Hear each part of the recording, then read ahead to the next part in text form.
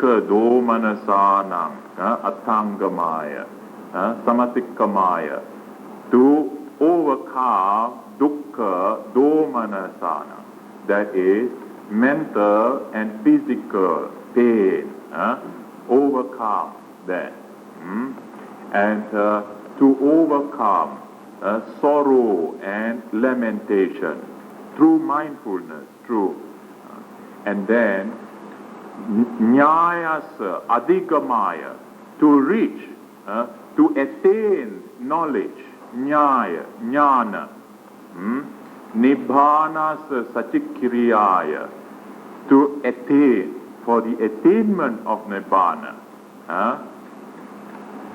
Yaridam chattaro satipatthana. Buddha says, all this to purify your mind, to overcome sorrow, lamentation, to attain to knowledge, real knowledge about the nature of life, and eventually to attain nibbana through the four foundations of mindfulness, chattaro satipatthana, the practice of four foundations of mindfulness. The Buddha says this is the only way how to practice. But the Buddha did not say that his teaching is the only way. Buddha did not say that Buddhism is the only way. But Buddha did say that the practice of mindfulness and awareness is the only way. So if we can find in other religions, in other philosophies, in other school of thought, where they encourage, where they also practice mindfulness in that manner, then that way can also lead to calmness, that way can also lead to the end, the cessation of suffering. But certainly the Buddha mentioned that it is through the practice of mindfulness. And then the Buddha spoke of the foundations of mindfulness. And what are the foundations of mindfulness? How many foundations of mindfulness? There are the four foundations of mindfulness. What are the four foundations of mindfulness?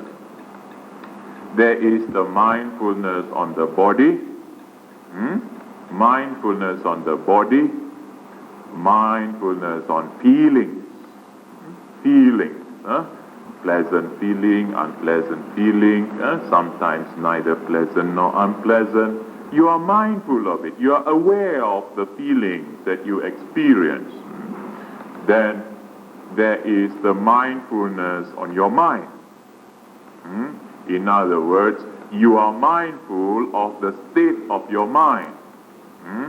What is the state of your mind? Sometimes when there is your mind, there is craving, there is lust in your mind, you must understand, you are aware that is a lustful mind. Then the other foundation of mindfulness is with regards to Dhamma. Here Dhamma refers to what is popularly translated as mental objects. Mental objects.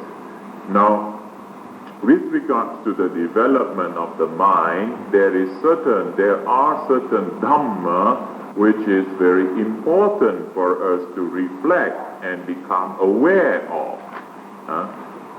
And the first group of which is what we call the mental hindrances. In other words, we have to understand, we have to become aware of the different hindrances of the mind.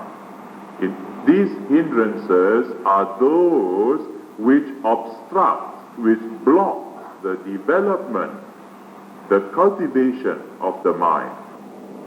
And there are 5 hindrances, 5 mental hindrances.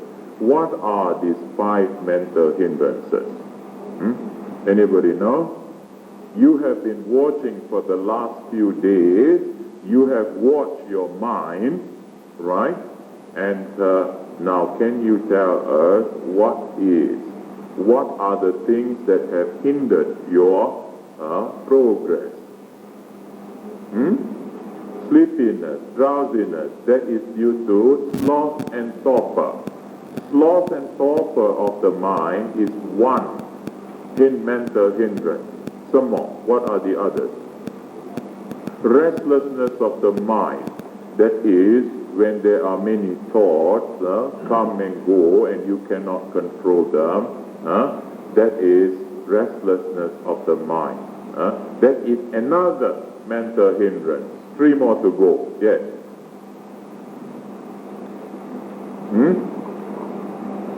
Any more mental hindrance? Yes. Ill will. You got ill will, huh? You realize that means aversion. Aversion. When you say ill will, you think in terms of hating some other people, right? But actually, the aversion is slighter. You can have aversion towards yourself also. You can have aversion towards the pain. Now when you sit down for a longer period of time, then the pain arises. When the pain arises, then what also arises? You don't like that pain. Then you try to get rid of that pain. Then you become, there's aversion. You have aversion towards the pain. That is aversion. And when that aversion arises in your mind, then you cannot concentrate already. Your mind goes astray. And now, when you want to practice, you try to concentrate. You try to concentrate on your breath. And after some time, you cannot concentrate. Your mind wanders here and there. And then, after some time, you try again. You cannot. And then you get the feeling, you get angry with yourself. You get angry with yourself a little bit. That is a subtle kind of aversion towards yourself. You, in the beginning, you will experience this kind of aversion towards yourself. You want to practice, but you cannot. You cannot see these things. Then aversion arises. The moment aversion arises, then your mind becomes weaker. Weakened. So when the mind becomes weak, then you cannot. It stops further concentration, further development. So aversion. Then what else?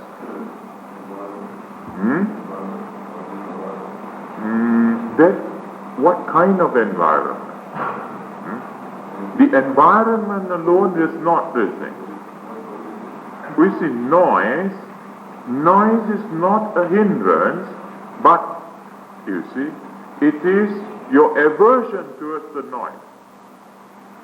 You see, just now, if your mind just hears the sound, now you are sitting here, you can hear sounds, right? But it is not a hindrance for you to concentrate and listen.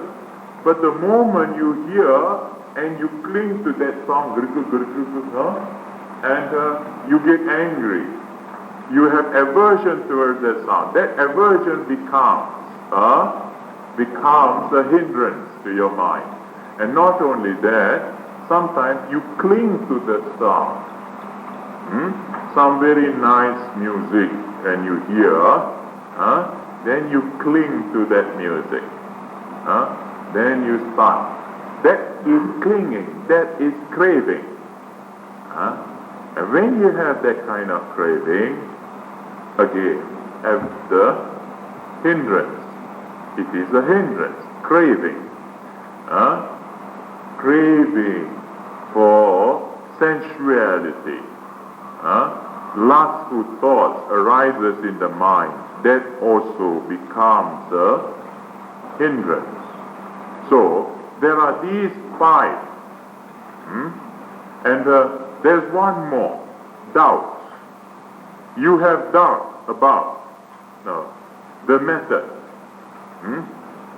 You think, now those who have practiced one method begin to think, this method, new one, do not know whether it's good for me or not. So your mind is still doubtful. And this is a preliminary doubt that you have with regards to methods. So that is a hindrance. And you can only overcome this doubt when you have a good understanding of the method. You have a good understanding of the theory of bhavana, the theory of mental development, so that you don't get stuck. You know, like this, like this, like this. And when these causes it leads to this kind of experience. And when you have, after going through different experiences, then your mind will be free from the kind of initial doubt. But there are some other kinds of doubts later on when you meditate, and you begin to doubt about what is your past life and what is your future life and whether you are existing or not. These are another kind of doubt. But nowadays, in the beginning, you don't doubt those things. Main doubt that arises is due to your method. You are not sure, how to apply this method. So these are the 5 mental hindrances. The first of which is what we call lust or sensual craving. Craving to please the senses. Then the other one is with regards to aversion. Aversion, anger, hatred. Then the third is sloth and torpor of the mind. Sloth and torpor of the mind, where the mind just refuses to cooperate, refuses to think. And when the mind refuses to think, you cannot use the mind. It becomes dull, it becomes stagnant, and then all the other defilements cloud it, and it becomes dull. When it becomes dull, it becomes drowsy. And this kind of sloth condition the body. Then the body too becomes lazy. And then the body starts falls down. Sloth and torpor of the mind. To overcome this sloth and torpor, you need to exert some effort. In other words, when you see your sloth and torpor, you exert your effort. Again, you come up, sit upright. Again, you fall down. Again, you come up. That is effort to overcome sloth and torpor of the mind. Then, the other one is restlessness of the mind, where the mind, have many thoughts. Well, sometimes it is due to craving. When there are craving, you have a lot of desires, you want this, you want that, and you plan for this, you plan for that, and when you sit down for meditation, then a lot of restlessness, a lot of thoughts come to your mind. So these are restlessness of the mind.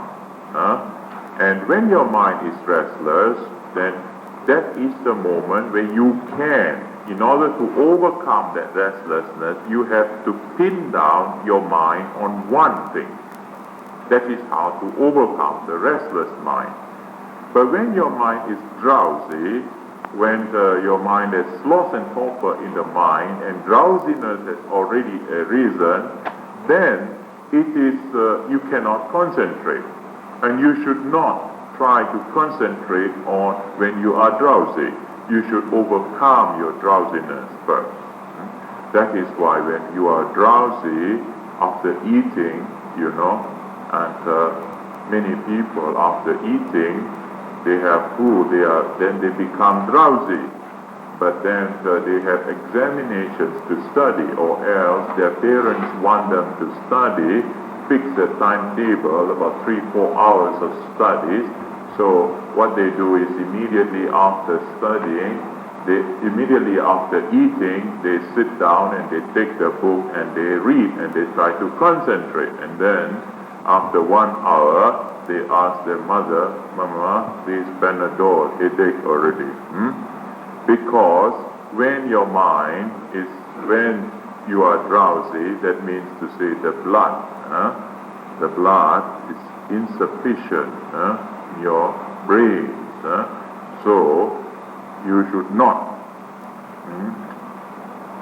You should overcome that drowsiness first, and then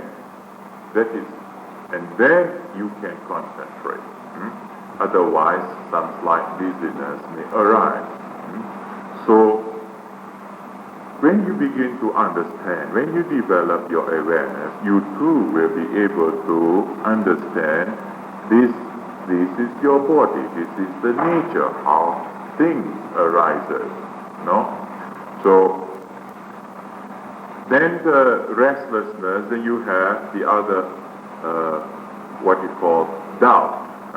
The other hindrance is doubt. So there are these 5 things. You overcome doubt through wisdom, and you gain wisdom, you gain knowledge through this kind, Dhamma discussion, and listening to Dhamma. When you listen to Dhamma, you listen to the experiences of those who have gone through training, those people who have gone through certain experiences. Then, by listening to them, by having confidence in them, then you will be able to overcome your doubts. So these are the 5 mental hindrances. These 5 mental hindrances can be traced back to the 3 evil roots. What are the 3 evil roots? Greed, hatred, and delusion. Greed, hatred, and delusion. Now what is the first mental hindrance? Craving, lust. The root is greed, right? What is the second? Second mental defilement, aversion, hatred, right? The root is hatred, aversion. What is the third one? Sloth and torpor of the mind. Sloth and torpor of the mind is due to what? Due to ignorance. When there is ignorance, when the mind is dull, when the mind is not sharp, then sloth and torpor arises in the mind. Then one cannot think. One cannot use the mind properly. Then, what is the fourth mental hindrance? The restlessness of the mind. The restlessness of the mind arises when there is a lot of greed. When you have a lot of craving, you have a lot of desires for this and that. So your mind goes shuttle from one thought to another. Not only that, sometimes aversion too can cause restlessness of the mind. And then the other one, doubt. Doubt can be traced back to ignorance, the root. So you see, from the 3 evil roots, 3 unwholesome roots which we have discussed last night, and they condition these different hindrances. And these hindrances block the further development, further concentration of the mind. And this is what we say, when we develop the foundation of Dhammanupassana, or contemplation on Dhamma, we contemplate on, first of all, these 5 mental hindrances, so that we can overcome, so that we can come to grasp, we can know what are the things that are hindering our mind, the development of our mind. And then there are also other dhammas other dhammas which we contemplate in order to realize the true nature of existence.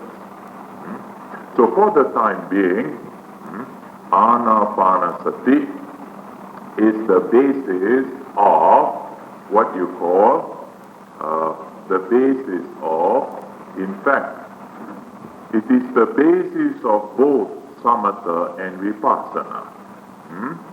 That when your mind is calm, now we have talked about samatha as that mind which is calm and quiet. And in order to really calm and quieten this mind, the 5 mental hindrances has to be checked. You have to control or at least temporarily suppress these mental hindrances from arising. When the hindrances stop or it does not arise, then the real concentration, the real what you call samatha, samadhi arises. And when this real samadhi arises, the mind is concentrated. The mind is in good concentration. And there are different levels of concentrations which we divide it in theory. We divide it as jhana, first jhana, second jhana, third jhana, fourth jhana, and we analyze it into rupa jhana and arupa jhana. That we will talk about later. Now, this concentration, when the mind is calm and quiet, we use the mind, we turn the attention of the mind instead of just keeping the mind calm and quiet and sometimes become like a stone. And we get out of this calmness, but we make our mind become aware and then look closely to what? Analyze mind and body. See mental and physical phenomena. Watch mental and physical phenomena. That is why then we turn, and that is how we turn our meditation from samatha to vipassana. Vipassana is when your mind, when you use the mind to look at, to observe the mental and physical phenomena. What are these mental and physical phenomena? You see the body. How do you see? How do you experience the body? You experience the body when your body becomes hardened or sometimes soft or sometimes hot, sometimes cold.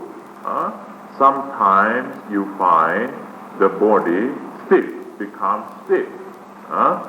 And water starts flowing out of your body. You perspire. And then you feel stickiness there. Now don't feel uncomfortable. If you get aversion towards it, then you cannot concentrate. But if you can look at it, now water is coming out of the body. That's why purposely we did not turn on the fan. So that you experience and see how you can manage with aversion. How you manage with the perspiration, sweat. When it comes out, if you turn your mind and know water as water, no? It is a water element. You can feel the stickiness of it. That is how you experience water. You can feel sometimes stiff. Your body is stiff. That is the earth, the manifestation of the earth element. So you know it, you see it, you know that these are the elements arising. You watch these elements arising. This is how you develop your vipassana. You see body, and then you see your mind. Feelings as feelings. In fact, when you develop, in order when you are developing vipassana, the pain, the sensation, the painful sensation, that is a good friend. It's a good friend to vipassana meditators because the pain is very sharp stimulus, so you can watch the pain. You can see how the pain rise and fall, and again some more rise, more pain arises, and again it falls, and again it rises. Now that is how you watch pain, painful sensation, that is feelings, unpleasant feelings. Watching feelings as feelings, and that is. Then when you watch feelings, you are watching your mental process. It is part of your mental process. Then your perception, in other words, how you cognize, how you relate, how you associate to the different things. That perception process is also a mental process. And then you watch samkaras, the thoughts. You can see certain habitual patterns of thoughts coming up to your mind when you sit down. Sometimes some people's thought pattern, are conditioned by fear, and certain fear arises in their mind. Don't be afraid, just watch, just observe. So if your mind is, if you are wide awake, if you have this strong mindfulness, you just watch it. You don't cling to that fear. Fear arises, you know there is fear. It goes away. Then some other pain arises, then you know that there is painful sensation. So in that manner, sharpen your mind and observe these phenomena. You will see mind, the different processes of mind and body, how they arises, and then you begin to see the true nature of it. It rises, everything arises and falls, rising and falling. When you see this rising and falling, the phenomena of rise and fall, then you begin to develop your true, the first stage of your vipassana knowledge or clear understanding, yatha bhuta jnana dassana. That is to say, you begin to see the true nature. You begin to see anicca. You begin to see how everything in your body, everything what you call the mind, is subject to rising and falling, changing. But you cannot see these things unless your mind is strong enough to watch, to observe. And that is why, to stabilize this mind, you use your breath and calm it down considerably so that your mind is strong and you can tackle the pain, you can tackle the sensation one by one. Otherwise, your mind is weak and all the sensations come, you get confused and you cannot concentrate anymore. So, this is what we call samatha and vipassana. In fact, all the meditations, that different schools of thought also, they lead to mainly samatha. This vipassana meditation, the Buddha, the Buddha, when he was striving for his enlightenment, for 6 years, he studied under different religious teachers in Uruvela, under Alara Kalama and Dr. Ramaputta, and he studied, and up to the highest level which the Hindu yogis could teach, and the highest level is still at this level of samatha, and up to the stage of samadhi and arupa samadhi, jhana.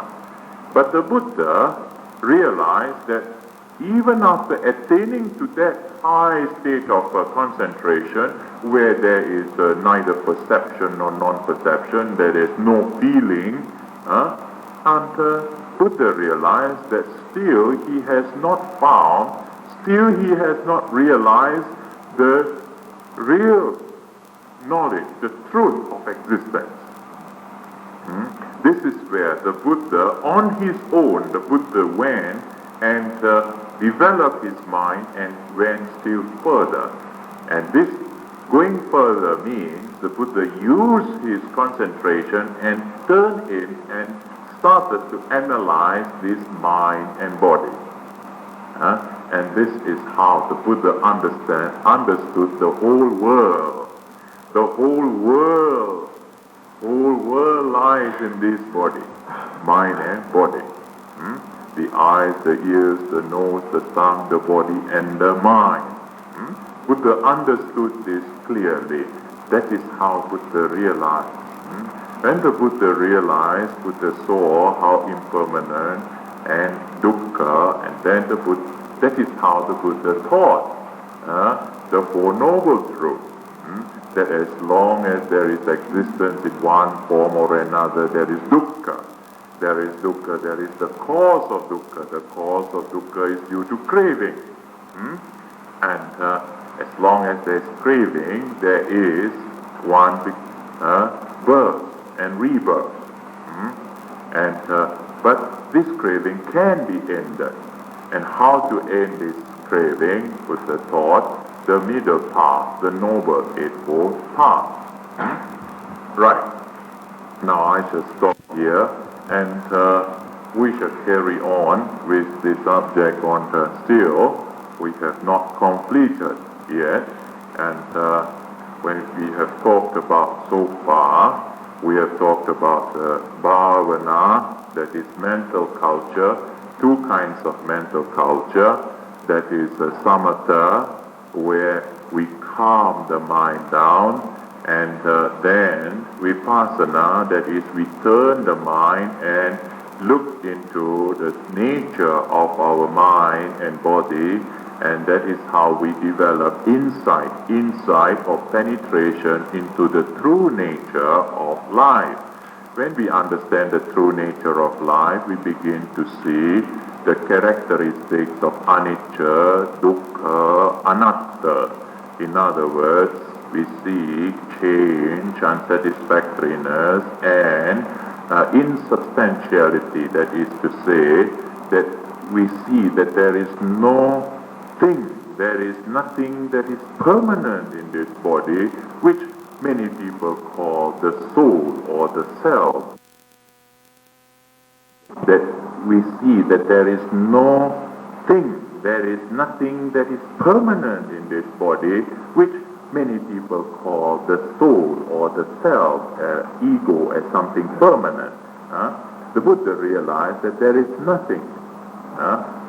And when there is no I, no my, when you see that there is nothing permanent, then you don't cling to things.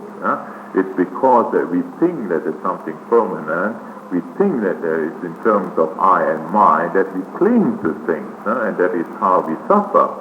And so, this is what basically samatha and vipassana.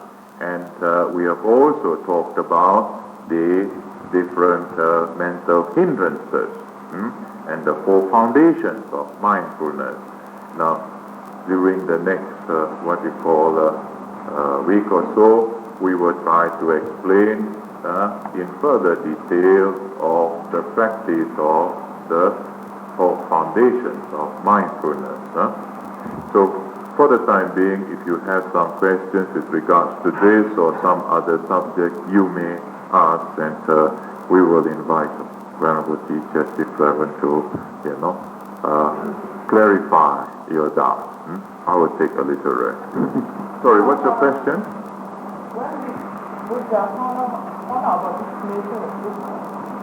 Found out the nature of dukkha. When? When what? When did you found out when did you found out that there's such thing as dukkha? What is dukkha? Suffering. Yes. And yes, of course, the Buddha realized the true nature of dukkha when, when he was developing his mind, when his mind was calm and clear, and when he looked at his body and his mind, he saw that everything is changing, right? When things are changing, anything that is changing, is it satisfactory? That is sufficient for you to understand that everything is subject to dukkha. If you can see change, you will see dukkha. What I see is pain when I was doing meditation. That's right. That is also dukkha. That is also pain. There is only one aspect of pain. You have not seen the true nature or the whole aspect of pain. There are other kinds of pain also. The instability, those who have attained to certain state of mind where there is joy and happiness that arises, when they meditate, they attain to happy, joyful experience. That is also dukkha, because that is also changing, because next moment the happiness goes away. And if that happiness goes away, that happiness is not satisfactory. Therefore, that kind of happiness is dukkha. Yeah, it's important here. He asked this question that, if you radiate your loving kindness to others, do you get what you call a reciprocal? In other words, if you radiate your metta to others, do they also, in return, give back metta? He thinks metta in terms of love. He says, boy radiates metta to girl, and then the girl radiates metta again to him. No, this is not metta. That is not metta. Metta is a different kind. That is why we use the term loving kindness. You see? And that is why we say, for the practice of metta, you should avoid, firstly, you should avoid certain objects. It stays there, and then what develops is not metta, what develops is pema. You know pema? Pema is affection, passion arises, love arises in the mind. You see? So, that kind of, that is not true, metta. Metta is the radiation to all beings. We start with certain individuals, but we don't end up in individuals. We break the barriers until we suffuse all beings. That is metta. Metta is called boundless love. There is no boundary. And therefore, it is not the love which people talk about, the love for the flesh, carnal love. It is far. It is very different from this kind of love. That is why we use the term loving kindness. Otherwise, metta means true love. See?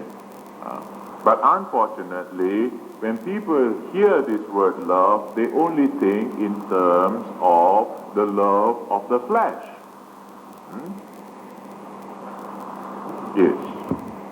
Yes, good to point out these things, because those of you who are hearing this for the first time, you hear it and you may think that you have certain ideas in your mind and you associate what you hear to what you think, the ideas which you have. And this is the opportunity to try to clarify certain things. Yeah? Although you may say, if I ask you whether you understand, you all may say, yes, I understand. And then if we ask you what you understand, you will find different people understand differently. Different things. Yes. That, Reverend, what you call, added on to elaborate how when one radiates metta, loving kindness, towards those people who are hostile, towards enemies, then this thought, this mental energy can subdue, can tame that what you call hostile and person. Those who are hostile to you, this mental energy can subdue, as what we have pointed out earlier, how the Buddha subdued that that wild, intoxicated elephant just with the force of loving kindness. You see? That is possible. Any other question? Yes. You see, today there is a big trend of people saying, they are meditating vipassana and samatha no good. We are meditating vipassana. But how long? They say half an hour I'm doing vipassana meditation. Now, I have explained to you the meaning of this. Now, when you concentrate on your breath, right? Focus your attention on your breath. You actually, what you are doing is you're calming down. First you calm down your mind, right? Then, when your mind is calm, then what happens is some sensation may arise. Pain may arise, for example. So when the pain arises, you take your attention and look at the pain. But if your mind is not sufficiently calm, you will not be able to tackle that pain. Understand? Your mind will not be strong enough to see the pain. So, keep on calming your mind further. But when your mind is already sufficiently calm and still, then you look at the pain. When the strong stimulus arises, such as the pain, that strong mind can see the nature of the painful sensation. It watches, it traces to the root of the pain, and then he sees the rising and falling of the pain, and watch how the pain rises and falls, rise and fall, rise and fall. You see? And then there is no pain because you see only rising and falling. If you truly see rising and falling, then you don't see pain. You see just the rising and falling of phenomena. Now, the thing is that when your mind is not strong enough, that is why I say, first you calm down your mind, and if your mind is already calm and then the pain arises, then look at the pain. Try to tackle that pain, right? And if the pain does not go, then come back again to your attention and develop further calmness. You develop further calmness, when your mind is further clear, the pain will become sharper. The pain becomes sharp. When the pain is sharp, then the pain it's not the pain that is sharp, because your mind is now very keen and very sharp, so your mind is very sensitive to this kind of sensation. So that is how your pain is very sharp pain. It is because your mind is now clearer and it is sharper. And so you can see it clearer. See? And that is true. When you are watching this, when you turn your attention to watch mental and physical phenomena, that is vipassana. And the vipassana is you look at it in a special manner when your mind is calm and clear, and you see it, and you watch the nature, and then that is vipassana. The samatha is, where samatha is concerned, You do not want that pain, no? Pain is no good friend to samatha. So samatha is, when the pain comes, you go on your breath. Breathe in, breathe out, watch, and the pain goes away. Again the pain comes, again you concentrate on your breath. Just fix your attention on your breath. You won't feel any pain. And that is the samatha. And through samatha you will find very nice and quiet. No pain bothers you. Your mind can go on for a long time without pain. No?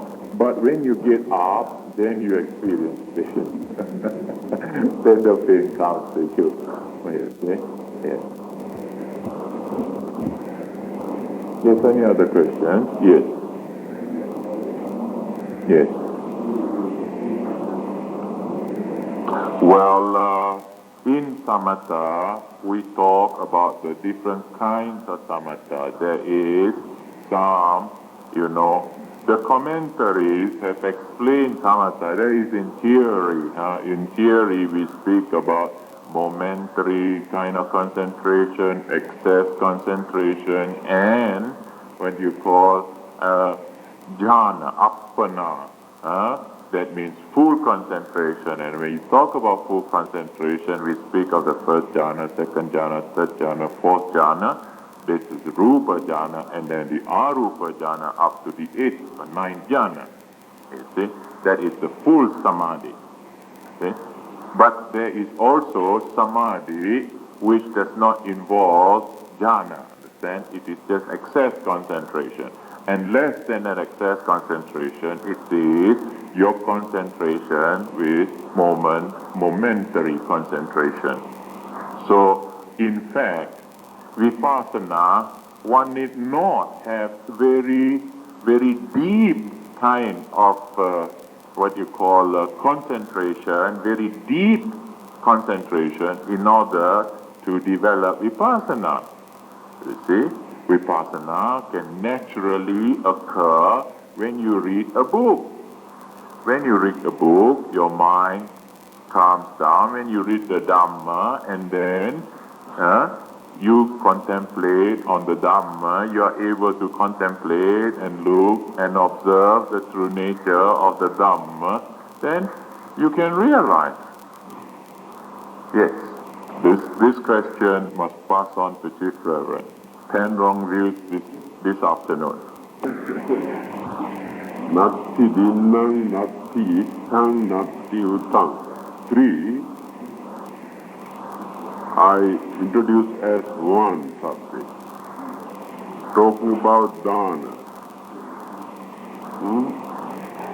Some people give dana, practice dana, by approaching others. Now you prepare your food and bring here. You take so much of trouble to prepare your food and bring here and come and offer. That is one method. And another method, you invite so many monks, now all these monks, into your house and offer. 2 ways. Again, you perform this charity by organizing some sort of festival, as a festival, with ceremonies and ding-dong bells and all sorts of things. So, I summarize all these 3 into one. Practicing charity is useless, no point, why should we give to others? That is why you are in trouble now.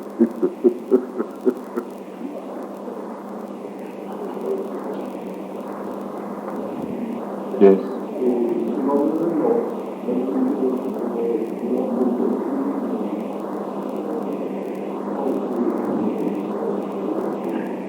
Floated. No, that's levitation. That's right. Yeah. And what is that about? Yes.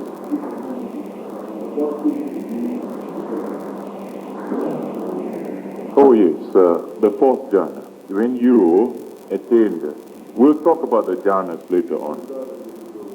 Yes. Yes. When we will talk about the different jhanas later on, because in order to explain the jhana, we have to explain how the five mental hindrances are suppressed, and then the five mental factors, jhana factors, arises, you see. And when the jhana factors arises and you start developing this jhana, until you develop the final jhana where your mind just becomes one-pointed, and then when your mind is one-pointed, then you can think what you want to do, you can do. You want to fly, you can fly. Yeah, very cheap. But, you know, but yeah, that's right. Be careful. He says, he reminds you, be careful, you know. You know, to fly, you cannot come back. It's dangerous, you know. And, but some people pay a lot of money to float, you know, to float to just that. It is not impossible. It is possible, these things. But what is the Buddhist attitude towards such practices? You know, there was once, you know, when the Buddha was walking along the river bank, the Buddha noticed one yogi, and he was sitting down and meditating, and he looks really, you know, he was there very deep in his meditation. Then the Buddha went to him, and Buddha, you know, woke him up a little bit, and Buddha says, friend, what are you doing, you know? And he says, can't you see I am meditating, you know? And why are you meditating, friend? Buddha, and then he says, I want to cross to the other side of the river bank. And then, you know, then the Buddha says, come, friend, come with me, because there is a raft here, and, you know, we can cross the river bank with the raft. But how long have you been sitting here? Oh, for nearly 3-4 months. What? You want to cross the river bank for 3-4 months? You come with me, now we can go, no? And this is the attitude the Buddha has towards this. So you see how people, you know, there is no wisdom. Huh? That is why they want to, when they cling to this kind of powers, then they lose the ability to see things properly. They lose their common sense, and they have no sense. Huh?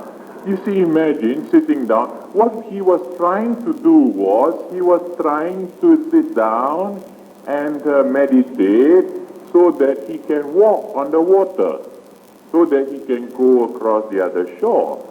But if he really wanted to go across the other shore, there are many other ways, rather than sitting down there for 3 months. And there are people also who want to meditate. Why? Because they want to walk through the wall to enter the next room. And they spend a lot of money in the other parts of the world, and people, you know, advertise this, commercialize this, you know. You can build up your power, you can walk through the wall, and you can, And so what they do is they spend 1 month's salary, 2 months' salary, 3 months' salary, and they meditate. They spend so much time to walk through the world. Well, they can just get a bulldozer and bulldoze the wall, and they can walk through it. Or else they can go through the door. It's enough, you know. Why you want to walk through the wall for what? Huh? And another one, they want to fly, no? They want to fly. It is not impossible. If you develop your fourth jhana, and then after that you take what you call the earth kasina, you create the earth kasina, you put your leg there, and you can fly, no? And But you see what happens is, this has been done, but Buddhist meditation is not, the aim is not for all these things. Not to show people like that. And that is why when people talk, other religions talk about miracles and all that, we don't talk anything. Because we don't call them miracles. It is just the power of the mind. Just using the mind, using the senses properly, you can do this thing. There is no magic about this. Some people create some, what you call, something, and they create some apple, bananas and chocolates and other things to give you. And people say, oh, this is wonderful, very spiritual. But the Buddha, don't spend his time that way, creating things. The teachings of the Buddha points out clearly how to overcome suffering. And when you follow the instruction, if you can, by following the instructions, the teaching, you follow the Dhamma, you can change your life. That is a very big miracle. The miracle of instruction. By listening to Dhamma, if a person who has for 40 years, for 50 years been addicted to certain wrong way of life, and if by listening to Dhamma he can change 180 degrees and lead a wholesome, a good way of life, that is a real miracle. That is a true miracle.